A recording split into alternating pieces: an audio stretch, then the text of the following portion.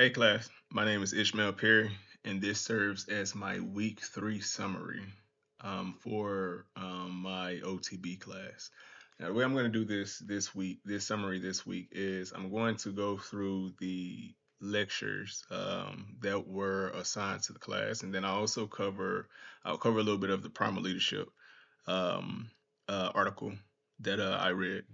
Um, Now, one thing I will say about this week's reading material and lectures is that I'm very appreciative of the instructors and the speakers, as well as the professor's discussion, his lecture on emotional stress. I appreciate not only the speakers enabling us to identify when we're stressed, but also giving us ways and methods to manage those stress. But I'll get into all that, manage that stress. But I'll get into all that here in about a minute or so. All right. So, stress, emotions, emotional intelligence. All right. So the topic of this week is EI. Okay, and EQ, emotional intelligence. Okay. So emotional intelligence is a person's ability to be aware of their emotions, right? And then manage those emotions. Okay, a person who has an high EI or emotional intelligence or EQ, they create resonance. Now that is covered in the primal leadership article, right? Resonance is when a leader's when a leader's mood affects his unit or his organization, and it creates a cohesive environment. The opposite of that is dissonance. Okay, emotional dissonance, right? And that's where you can see you see hostility in a work environment. And maybe not hostility, but you see the breakdown. You see less production in those environments.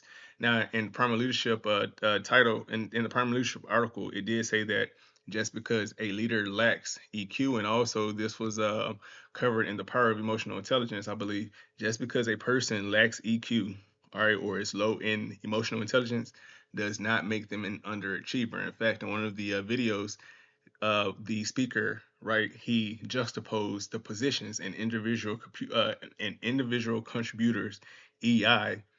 It's it's low, but not as low as the CEO. And you sit there and you think, well, how is a person who's charged with running a whole organization, how is his EQ low, but he's still as successful, and he still has a major part in his organization.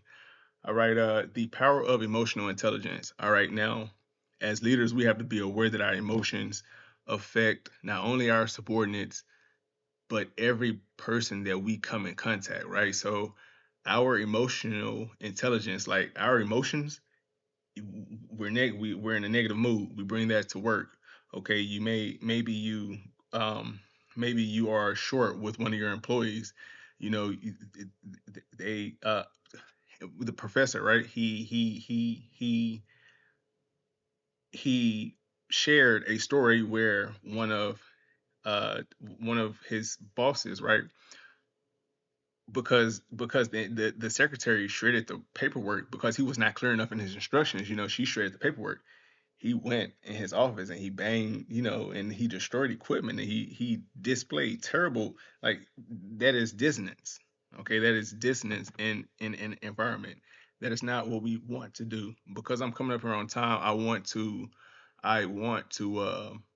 elaborate on ways how we can manage our stress, because really and truly that is one of those stress. Okay, stress affects our emotions. Okay, our emotions affects the way we think, and the way we think affects our behaviors, right? You can see how quickly an event, okay, can send a person on a downward spiral. Also, on the contrary, you can see how a motivating event can send a person on an upward spiral. um but yeah, so the ways that in primer leadership, okay, there was a 5-step process. Okay, basically, it's a form of self invention. If you ask me, that's how I took that as, right. Where the leader asks, what kind of leader they want to do, what kind of leader they want to be, what do they want to do, and they ask 3 other questions. Basically, making sure they create a path, maintain accountability, and then seeing it through essentially. Now, I really enjoyed the protect yourself from stress lectures, right? Because, we know that exercise, helps us with stress. We know that sleep helps with mood, which helps with stress. I learned that meditation, okay, is a way that helps with stress. But then, I think about it, that's a given. Also, another thing that I found pretty interesting, is the way that our brain conceives stress, the way that our brain conceives signals, right? One of the speakers spoke about how, when you get bumped, that signal travels up your arm into your brain, right? So the big thing I'm taking away from this week's course, um, you know, emotional intelligence is important, and it's something that we should be working on daily. Okay, it's something that I should be working on daily.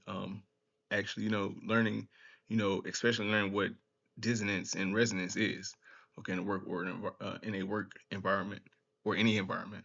Again, my name is Ishmael Perry. This concludes my summary for this week. Apologies if I went over time. This week's material was emotional intelligence is something that we all, man, woman, we should all be aware of. It is something that we should actually instill in our youth. It's actually something that probably should be taught in a curriculum in the rudimentary phases of school in elementary, right? We know about the 3R. Well, I don't know what the 3Rs are, but I'm assuming that one of them is respect. Okay, but we know about the golden rule. Okay, emotional intelligence and managing stress, in my opinion, is just as important as learning the golden rule. Again, my name is Ishmael Perry. Thank you for your attention, your time. This concludes my summary.